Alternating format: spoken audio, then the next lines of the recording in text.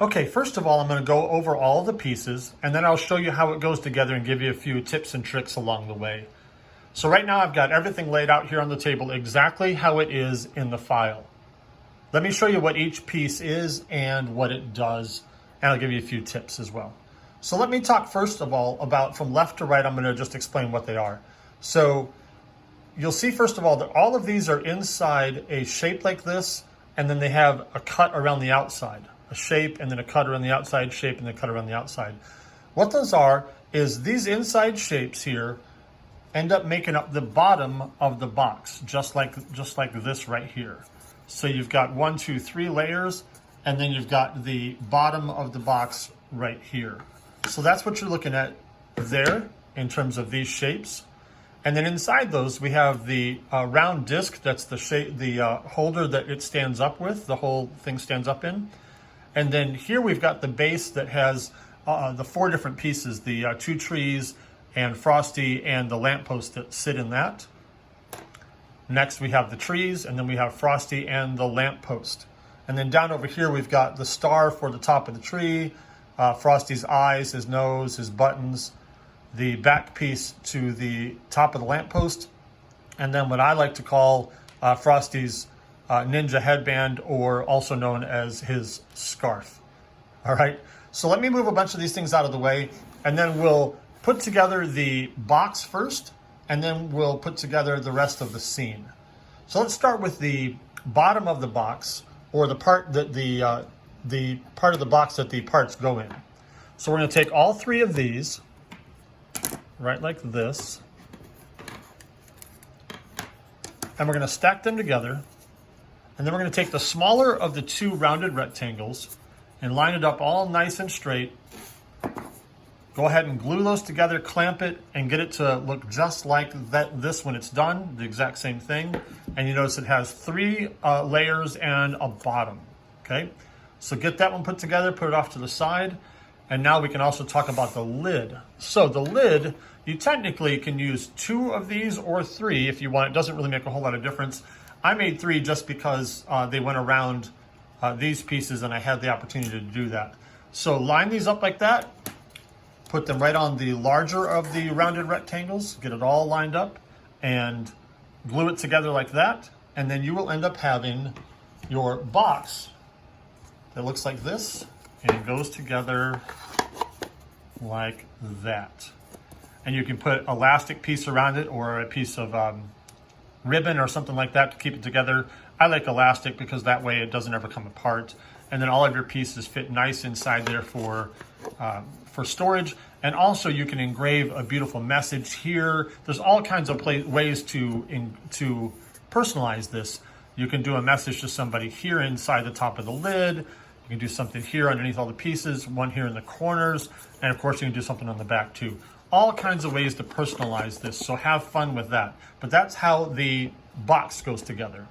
So now, let me pull these a little closer. And now let's start talking about how all these pieces go together. So what I recommend doing first, there's 2 different ways you could do it. You could either put all the vertical pieces like the tree and Frosty and the lamppost into this and then slide it into here. I find it a little bit easier to put this in first. So what I do is these 2 slots go right into the ring. You see that right there? So now it can roll around like this. And if you turn it upside down, all you have to do then is look at the bottom and see where this tab goes, and that tab goes right into that slot right there. Okay? And let me push pause on this for a second. When you start, just like any design that has to fit together, you're going to measure your material with calipers first, and then you may have to adjust these slots depending on what material that you use. So let me show you exactly how that works. Here's my calipers. I'm going to put this piece in there, and it measures exactly 1/8 of an inch. See that? Now, I made all of the slots in the design 0.12 inches. So just a 0.005 smaller than it measured, and it fits fairly well. It's not super tight, but they fit fairly well. You're going to need to adjust these if your material is significantly different. So make sure that you always cut the sample slot that I provide first, and then adjust if needed. All right, so go back to here. That goes in just like that. The large slots are for the trees, and the front two are for Frosty and the lamppost. So I'm going to take the taller of the two trees here. Oh, side note, sorry. The star here glues right on top of that. That way you can give it both dimension and you can also paint it separately. So that's where that goes. So the tree goes right back in here, just like that. Smaller tree can go right here behind the lamppost. Lamppost goes here, and we'll talk about the little pieces to the lamppost and Frosty here in just a moment as well. That goes there. And then be careful of Frosty's arms. They're a little bit fragile, so don't push on those. And then Frosty goes in just like that. And then, of course, if you want to use the stand, it goes like that also. Really, really easy to put together. And then when you take it apart, just use common sense. But I would grab the lamppost at the bottom and gently pull that out. Definitely grab Frosty at the bottom as well. Don't grab him by the arms, and lay him down gently. Same with the trees, by the bottom, and then by the bottom. And then you can take this piece out as well. So let's talk about how Frosty goes together, okay? So Frosty has a couple different pieces. There's 4 circles, 2 that are slightly larger than the other 2. I use the slightly larger ones for his buttons. So you just put them right there. You can paint them black. I think that looks great.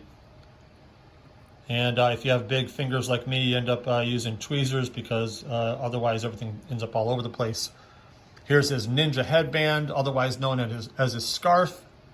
Line this up with his neck and with the scored fringes there. Here's his nose, which would be great if it was orange. And then drop his eyes on there, and of course he's going to be a little googly-eyed because Mark's got big fingers, and there we go. So that's how that lays out right there. And it can look a lot like this when it's done. I don't even bother painting the arms because they're sticks and they look great natural if it's MDF. And then I enjoyed painting this purple and orange and black, and that's how that can look. All right, so Frosty's really easy. Move him off to the side. The lamppost has a couple different elements. This part here, if you paint this all yellow and then glue it behind the top there, it looks like there's light coming out of there. And then you can paint it however you want. Here's what I did. Here's my finished one. So I painted everything black, and then the piece behind it is yellow. And then I used some silver that I have for the knobs on the ends of the bar there. And then I did what's called reverse engraving, where I engraved everything except the name in 2020. And then I was able to just simply take a white paint marker and just paint those right on there without even worrying about hitting the engraved part. It was pretty easy to do. So that's pretty straightforward. I've also got a video on how to do reverse engraving for both Inkscape and Illustrator. So if you need to know how to do that, that's available as well. But again, I just glued it on there. Didn't really care about what the back looked like in this case, but you can paint the back as well if you're going to see the back of it, or if you're giving it as a gift or selling it. So there's the lamppost. And then once again, back to the trees. I just painted this yellow or white, glue it on the top there, and then paint the trees however you'd like. Here's the 2 trees that I painted. That's how they came out. And then the last piece, of course, is the ring. Oh, sorry, there's 2 last pieces again. The ring here and then this base. You can paint those whatever color you like. I think this looks great, white. And then the ring looks great, white or black, or even red would look great as well. So I hope that all makes sense to you. Let me know if you have any questions. I think it's going to be a lot of fun to put together and a lot of fun to paint. It's going to look gorgeous. Let me see what you guys make. Let me know what questions you have. But until then, as always, I'll see you in the next one.